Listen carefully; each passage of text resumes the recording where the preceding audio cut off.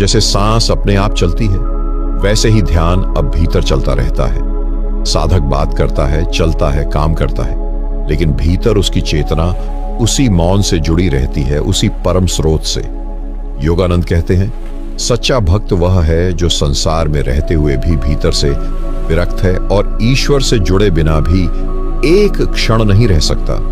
इस जुड़ाव को पाने के लिए कोई तीर्थ यात्रा नहीं करनी होती, कोई जटिल कर्मकांड नहीं करना होता। बस साधना में निरंतरता चाहिए, प्रेम चाहिए और अपने भीतर उतरने का साहस चाहिए।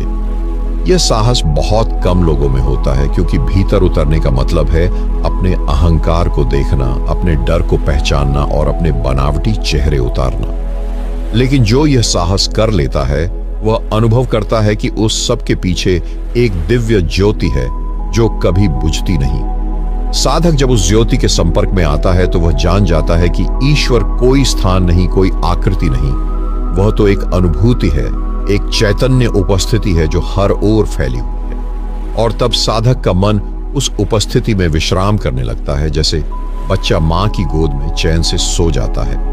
यह विश्राम ही असली भक्ति है। यह वह प्रेम है जिसमें कोई मांग नहीं होती, कोई अपेक्षा नहीं होती, बस समर्पण होता है। और इस समर्पण में जो आनंद है वह किसी इंद्रिय सुख से नहीं मिल सकता। यह आनंद आत्मा का भोजन है और वही भोजन साधक को भीतर से भर देता है। जब भीतर पूर्णता का अनुभव होता है तो बाहरी संसार की वस्तुएं अपने आकर्षण को खो देती है। वे अब केवल उपयोग की चीजें रह जाती हैं, ऊर्जा की नहीं। अब साधक संसार से भागता नहीं, लेकिन उसमें लिप्त भी नहीं होता। उसका मन हर समय भीतर के रस में डूबा रहता है, उस रस में जो केवल परमात्मा के अनुभव से मिलता है।